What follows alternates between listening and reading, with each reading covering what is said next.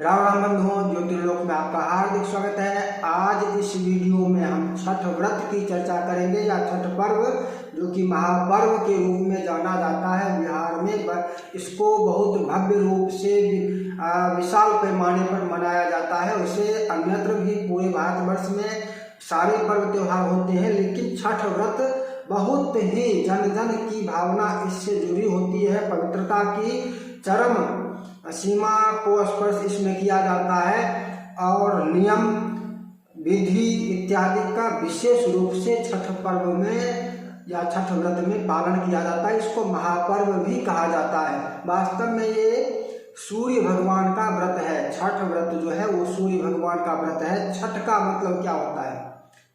छठ का मतलब एक षष्ठी देवी भी है जो बालकों की रक्षा के लिए विशेष रूप से पूजी जाती है। बच्चों की सुरक्षा के लिए, बालकों की रक्षा के लिए, जैसे बच्चे के जन्म के अवसर पर भी छठी देवी की पूजा का विधान है। तो छठी देवी भी एक होती है। और छठ का मतलब 6 संख्या वाली वाचक भी होता है। जैसे पहली, 1 को पहली, 2 को दूसरी, 3 को तीसरी, 4 को चौथी, 5 को पांचवी और 6 को छठी कहते हैं। यानी 6 संख्या का वाचक है, 6 संख्या का बोधक है। और ये 6 संख्या क्या है? तो यह 6 संख्या षष्ठी तिथि है। षष्ठी ही बोलचाल में छठी कहलाती है। तो ये छठी जो है या छठ जो है, ये छठ व्रत वास्तव में ये भगवान सूर्य का व्रत है। ये षष्ठी देवी का व्रत हो ना हो, षष्ठी तिथि हो है, लेकिन ये व्रत है सूर्य भगवान का। और इस व्रत का जो इस बार दिन है वो रविवार है और 19 नवंबर है। 19 नवंबर को ये छठी व्रत 2023 में है, रविवार के दिन। यानी खरना जो होगा वो 18 नवंबर को और नहाय खाए जो होगी वो 17 नवंबर को नहाय खाए, 18 नवंबर को खरना, 19 नवंबर को व्रत उपवास। व्रती लोग जो व्रत करते हैं वो छठ व्रत वो 19 नवंबर को। और सायंकालीन अर्घ्य भी व्रत जिस दिन किया जाता है उसी दिन दिया जाता है। तो सायंकालीन अर्घ्य भी 19 नवंबर को ही होगा। लेकिन असामान्य बात जो है, जो सामान्य रूप से हमेशा सब दिन होता है कि सायंकालीन अर्घ्य यदि शाम को हुई तो अगली अर्घ्य अगले दिन प्रातःकाल सूर्योदय के उपरांत उगते हुए सूर्य को दिया जाता है। लेकिन इस बार इसमें थोड़ी सी असामान्यता है कि सप्तमी तिथि का क्षय हो रहा है। सप्तमी तिथि जो है सुबह 5 बजे के आसपास ही प्राप्त है। सुबह 4:30 5 जो अदृश्य पंचांग, मिथिला जैसे पंचांग है उसमें 4:30 के आसपास ही है। और वृकतुल्य पंचांगों की बात करें तो उसमें 5:21 तक है सप्तमी तिथि का क्षय हो रहा है। यानी प्रातः काल सूर्योदय के समय सप्तमी तिथि उपलब्ध नहीं है, अष्टमी तिथि है उपलब्ध। और इस कारण से इस बार जो प्रातःकालीन अर्घ्य की बात है वो सूर्योदय से पूर्व देने की बात कही गई है कि सूर्योदय के बाद अष्टमी तिथि हो जाएगी।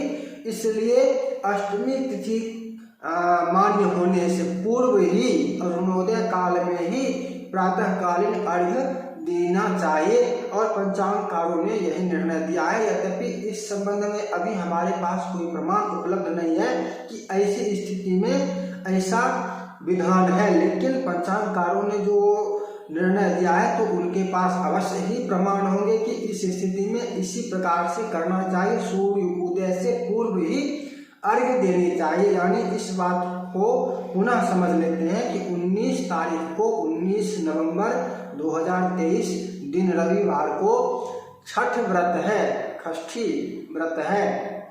इस दिन उपवास है, जो व्रती होते हैं उपवास करते हैं। 19 नवंबर को करेंगे रविवार को। और सायंकालीन अर्घ्य यानी डूबते सूर्य का जो अर्घ्य होता है वो 19 नवंबर को शाम में होगा। और अगला अर्घ्य जो प्रातः काल सूर्योदय के समय किया जाता है, उगते सूर्य को दिया जाता है, वो अर्घ्य इस बार सूर्योदय से पूर्व ही देने की बात है। स्पष्ट रूप से असामान्य क्या है? तो प्रातःकालीन अर्घ्य जो होगा वो सूर्योदय से पहले ही देना होगा। ऐसी पंचांगकारों ने, सभी पंचांगकारों ने ऐसा निर्णय करके दिया है। इस पर हम प्रामाणिक चर्चा पुनः अगली वीडियो में, अन्य वीडियो में करेंगे कि इस संबंध में प्रमाण हमारे पास जो जो उपलब्ध है वो सारे प्रमाण के साथ चर्चा हम विशेष रूप से करेंगे। इस वीडियो में केवल इस बात की, इस तथ्य की जानकारी कि इस संबंध में कहीं कोई दुविधा न रहे, क्योंकि ये असामान्य बात जो है ये आगे चल के दुविधा विवाद उत्पन्न करने वाला भी हो सकता है। और जन सामान्य इस विषय में क्या कहेंगे? जन सामान्य इस संदर्भ में इस तरह से भी कह सकते हैं कि हम हर समय, हर वर्ष, सब दिन सुबह में सूर्योदय के समय देते हैं। इस बार ब्राह्मण जो पंडित जो कहेंगे वही करेंगे। पंडित जी मतलब स्वेच्छा पूर्वक करेंगे, तो स्वेच्छा पूर्वक करने वालों की बात को हम छोड़ देते हैं, उनके लिए उनका अपना नियम है।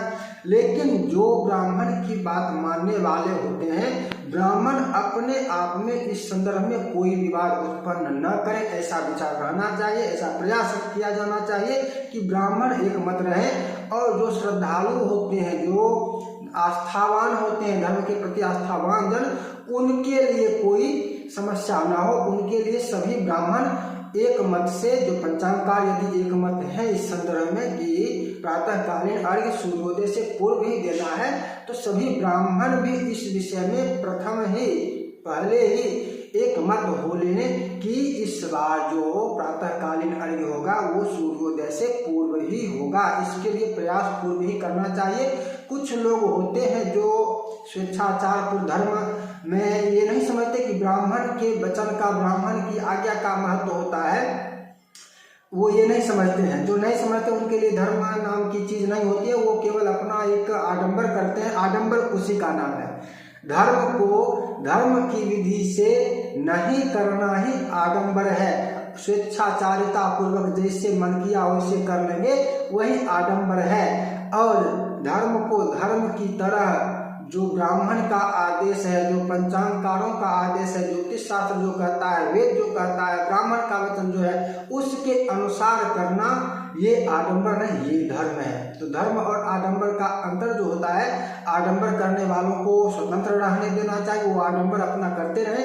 लेकिन जो धर्म में आस्थावान है, उनके लिए ब्राह्मणों को पहले ही इस पर विशेष रूप से विचार कर लेना चाहिए और एक मत होकर इस संदर्भ में अपना वक्तव्य देना चाहिए। फिर मिलेंगे नई चर्चा के साथ। जय जय श्री राधे।